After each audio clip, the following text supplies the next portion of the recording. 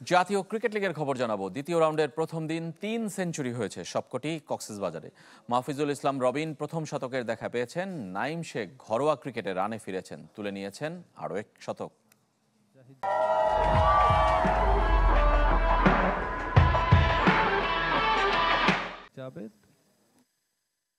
জাতীয় লিগে অভিষিক্ত ময়মনসিংহের রান বন্যা অব্যাহত। প্রথম রাউন্ডের মতো দ্বিতীয় রাউন্ডের প্রথম ইনিংসে করেছে ২ সেঞ্চুরি। মাহফিজুল ইসলাম রবিন ও নাইম শেখের উদ্বোধনী জুটিতে বড় সংগ্রহের হাতছানি। রংপুর বোলারদের হতাশায় ডুবিয়ে গড়েন ২২০ রানের জুটি। নাইম শেখ চতুর্থ ফার্স্ট ক্লাস সেঞ্চুরি করে আউট হন ১১১ করে। আর মাহফিজুল প্রথম সেঞ্চুরিতে ১২৭ রানে থামেন। দিন শেষ করেছে ২ উইকেটে ২৮১ রানে। ক্যারিয়ারের প্রথম শতক। কক্সবাজার যেন শতকের স্বর্গভূমি। একাডেমি মাঠে হয়েছে ২ সেঞ্চুরি, মূল মাঠে একটি। বরিশালের বিপক্ষে টস জিতে ব্যাট করতে নেমে সাদিকুর রহমান দারুণ শুরু এনে দেন চট্টগ্রামকে। তৃতীয় প্রথম শ্রেণীর শতকে আউট হন ১২২ রানে। বিদায় নেওয়ার আগে মুমিনুল হকের সাথে করেছেন ১৪৩ রানের জুটি। মুমিনুলও সেঞ্চুরি থেকে মাত্র ১৬ রান দূরে।